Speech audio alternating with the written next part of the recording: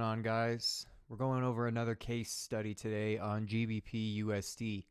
And this is just another reminder as to why waiting for the high quality setups, waiting for your A plus setups is going to lead to you being the most profitable in the long run, right? When we have plenty of confluences, when we have plenty of data and information that is pointing towards the market moving in a certain direction, and we're not just jumping in because we feel like getting in a trade or because we're feeling some sort of lack or fear or whatever it might be, then we're going to be all the more profitable, right? This is about being disciplined, and this is about going over the market data and analyzing it objectively, right?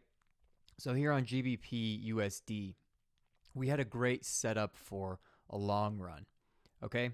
So first off, we had this area where price was accumulating orders. Whenever price goes into a tight box like this and it breaks that box, it's taking liquidity on one side or the other, right? So when you have price where it winds up in a range like this, you have orders stacking up both above this range and below this range. So right here, within this box, we had a manipulation of price. See this huge bearish candle breaking out of the range, sweeping up a bunch of liquidity on this low end. Now, when price breaks out of a range like this and sweeps up all of that liquidity, it has to distribute that liquidity on the other end, right? If there's a bunch of orders being bought up here, they need to be sold off at a higher price in order for who's buying them to actually make a profit. So this is what we saw here with another huge candle breaking up out of this range. This was a very erratic, aggressive move that played out. But ultimately, this was showing us that the manipulation was trying to take these short orders, right? It was trying to take all of these short orders and then it was trying to sell them off at a higher price. So this is what happened here. But the fact that it rejected this zone was just pointing towards a larger bullish move that was essentially getting ready to happen. So next, we had liquidity taken on the opposite side again, and price continued to dwindle, okay? We had another area of consolidation here, breaking into a lower zone of consolidation here. The significance behind this is that the zone wasn't a super aggressive change. It was like just enough to bring the price into a lower range. Down here, we saw the same thing where there was probably short liquidity coming out here, but not enough to take the market into higher highs, right? So as we got into this lower zone, this is a bit of price action that I think can be a good indicator of a long move or a short move to come, depending on how it's looking. And that would be that we have this range forming again, and then we break the low, right? So in breaking the low, we're taking all the liquidity that was built up in this range, taking it from the lows, and then the market is rising higher with it. It is holding that low position right there. Then we have this move here, where I've talked about these before, where when you see a high and it is like this sort of higher high thing going on, this is the same thing with over here. We have this higher high thing going on. This usually, not always, is some sort of indication that price is looking to go higher, but it's going to go lower to sweep up liquidity. So if you were to see one of these, like in this area right here, and you see this high play out, and then you watch and market sweeps the lows, you could have bought down here knowing that it looks like the market is anticipating a higher move. Right here, this was an even bigger indicator of that. Let me show you why. Well, you can see why. We had a huge manipulation, huge bearish candle right here. What this is people are starting to anticipate this going long, because the way that we're holding these lows right here, the way that price is looking like it's starting to reject lower price action, right? A lot of people are probably looking at this saying, I'm going to buy, I'm going to buy, I'm going to buy. And this is what this wick was, because people are placing pending long orders above this. As soon as this, imagine like the point before here, I'll even show you. Imagine like this bearish candle hadn't happened yet, and we're looking at this. How many people are thinking, go long? Like, buy this, buy this. Look at the momentum, quote unquote, in that candle. So they're jumping in on it. And then we see the wick, and then we see quick sell-off, right? Very quick, very aggressive sell-off. What this is doing is it's taking liquidity on the bottom end because you had a lot of retail traders coming up in this area, probably taking trades something like this, putting their stop loss in the safe zone, right below the last lows. So this is how the market makers are sweeping up liquidity, because for everyone that's buying here and placing stop loss orders down in these areas, those are forced sell orders. And if the market makers can buy sell orders at cheaper prices, then they can make more profit taking this higher. So this was a clear indication of market going in a higher direction. I'm going to speed this up.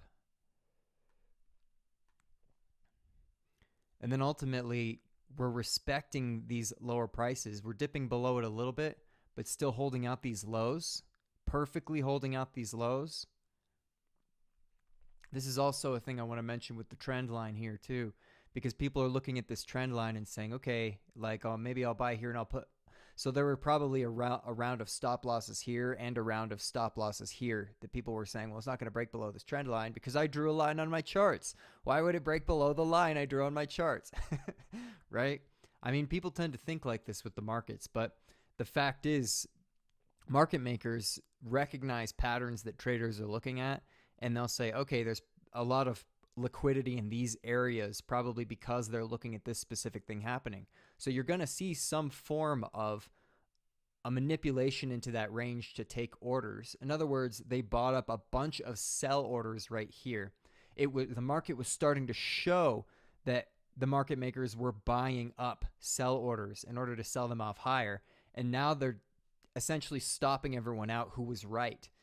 So this is how they're making even more profit coming off of it. And remember, guys, like, our job is to just figure out where the liquidity is, where the liquidity is being held, because the more we can understand what the retail market might be thinking and pay attention to how the market makers are looking to just be the most efficient in how they're taking profits and how they're buying orders. In other words, selling at the highest prices, buying at the cheapest prices in whichever direction they're going. If we can recognize that, it's going to give us an advantage over people who are literally just looking at the patterns and drawing lines and acting like, because they're drawing lines, like, why did it break my line, right? This is an interpretation that we have. But as you can see, this market had a lot of bullish volume, okay? If I'm going to go to this higher time frame here, I want to talk about another confluence that was here.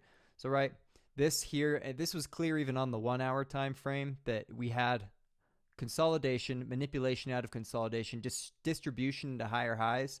But look at this, okay? So I want you to think about, if the market makers were buying their shares right here and they were looking to take it to these higher highs, which it continued going higher, if they're buying right here, that's going to be less profit than if they were to be buying somewhere down here, right?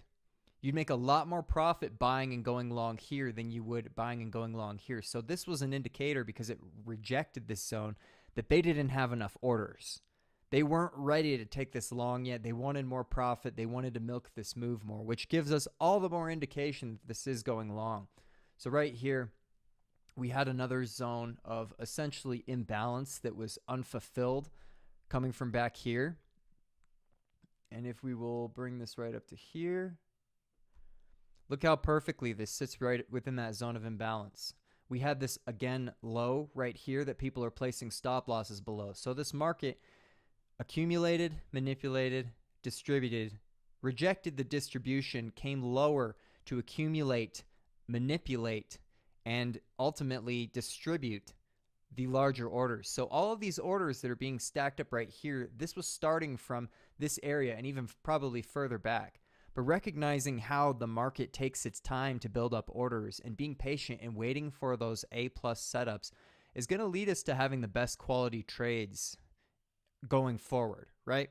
It's not worth just jumping into something just because you feel like jumping into something. So with that, hope that helps, my friends. This is another example of what an A high quality setup actually looks like. When we wait for these, we are going to be the most profitable. So with that, my friends, happy trading, take care, and we'll talk soon.